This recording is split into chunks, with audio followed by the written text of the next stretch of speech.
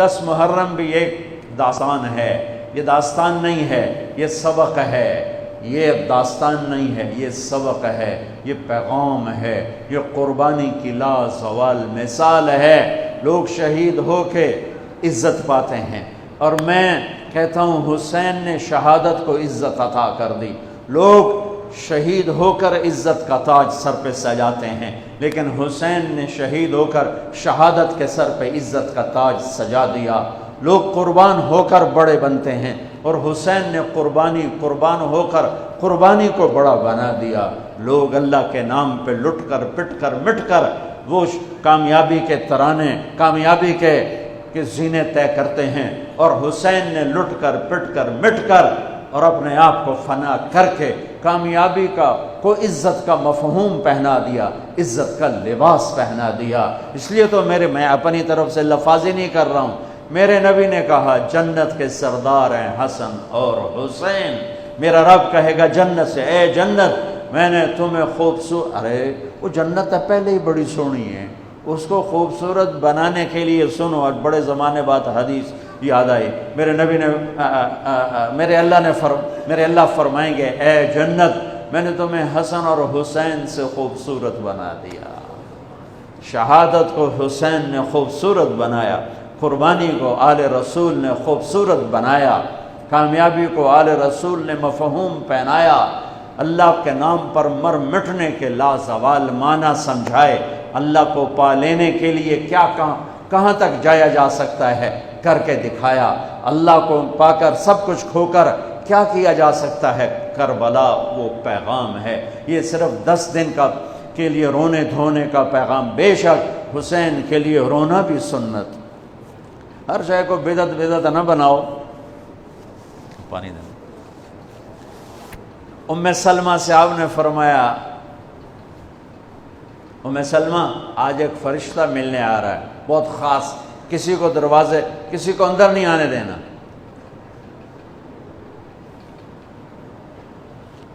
حضرت ام سلمہ پیرے پہ کھڑی ہو گئی، تھوڑی دیر میں حسین آ گئے، چھوٹے بچے معصوم ابھی، اندر جانے لگے، انہوں نے روک دیا، وہ رونے لگے، وہ روئے تو انہوں نے چھوڑ دیا۔ تھوڑی دیر کے بعد اندر سے میرے نبی کے زور زور سے رونے کی آواز آئی، زور زور سے رونے کی آواز آئی۔ ام سلمہ رہ نہ سکی، بھاگ کے اندر گئیں، تو آپ نے کیا دیکھا؟ آپ نے حسین کو یوں سینے سے چمٹایا ہوا تھا اور ایسے ہل ہل کے رو رہے تھے، ایسے بلک بلک سسک سسک کے رو رہے تھے، اور آپ کے آنسو آپ کے رخسار اور داڑھی پر اتر کر رہے تھے، اور آپ نے یوں بھینچا ہوا، ایسے دبایا ہوا تھا۔ تو حضرت ام سلمہ نے کہا میرے ماں باپ قربان یا رسول اللہ، کیا ہوا؟ آپ ایسے تڑپ کے کیوں رو رہے ہیں؟ تو آپ نے روتی آواز میں کہا، بہتے آنسوؤں کے ساتھ، کپ کپاتے بدن کے ساتھ، کہ ام سلمہ یہ فرشتہ جو مجھے ملنے آیا تھا یہ میرے بچے کو دیکھ کر کہہ رہا ہے کہ آپ کی امت اس بچے کو قتل کر دے گی، اور جہاں اس کا خون گرے گا وہ مٹی مجھے دکھائی ہے اس نے، کہ میں اس لیے اس پہ رو رہا ہوں۔ ابھی تو وہ شہید نہیں ہوئے اور رویا جا رہا ہے، تو ہم تو ان کی شہادت پہ روتے ہیں بھائی، ہم تو ان کی شہادت پہ روتے ہیں، اور یہ قیامت تک روتے رہے گی دنیا۔ قیامت یہ اللہ کا نظام ہے، اس نے کربلا کے واقعے کو یوں کر دیا جیسے ہر سال آج ہی ہوا ہے، آج ہی حسین شہید ہو رہے ہیں، آج ہی عبداللہ کا سر کٹ رہا ہے، آج ہی زینب کی چادر کو پھاڑا جا رہا ہے، آج ہی لاشوں کو گھسیٹا جا رہا ہے۔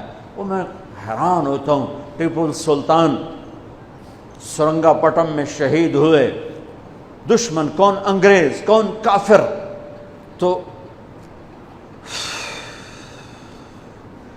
برطانوی لشکر نے ان کو توپوں کی سلامی دے کر دفن کیا اور عزت و احترام کے ساتھ دفن کیا، اور میرے نبی کے نواسے کی لاش کو ان کم بختوں نے کفن بھی نہ پہنانے دیا، جنازہ بھی نہ پڑھنے دیا، دفن بھی نہیں کرنے دیا۔ اگلے دن بنو اسد کے بارے میں پتہ چلا عمر بن سعد کو،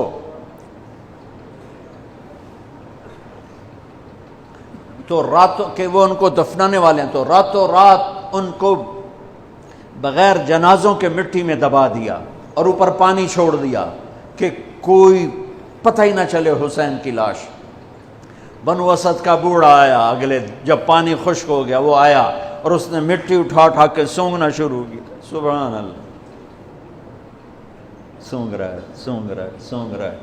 ایک جگہ کی مٹی اٹھا کے سونگا تو اس میں جنت کی خوشبو تھی، تو تڑپ کے بولا یہ میرے نبی کے نواسے کی قبر ہے، یہ میرے نبی کے نواسے کی مٹی ہے، کہ وہ جنت کے سردار تھے تو قبر بھی جنت کی خوشبو پھیلا رہی ہے اس کی۔ حالانکہ بن دیکھی بات ہے، کیونکہ انہوں نے راتوں رات ان کو دبا دیا کہ ان کا جنازہ بھی نہ ہو، لعنت ہو ان کی قبروں پر، ان کی ہڈیوں پر، ان کی روحوں پر، ان کی مٹی پر، ان کی خاک پر۔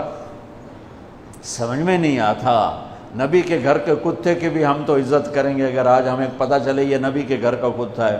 ان کم بختوں کے سامنے نبی کے نواسے کھڑے تھے، نبی کی نواسیاں تھیں اور نبی کی اولاد تھی، اور ان کے دل ایسے پتھر، آنکھیں ایسی اندھی، کان ایسے بہرے کہ انہیں ایسے تلوار چلائی جیسے سامنے کوئی رومی لشکر کھڑا ہو، یا جیسے سامنے کوئی فارسی لشکر کھڑا ہو۔ اتنے عظیم ہستیاں، میں کہاں سے بیان کروں؟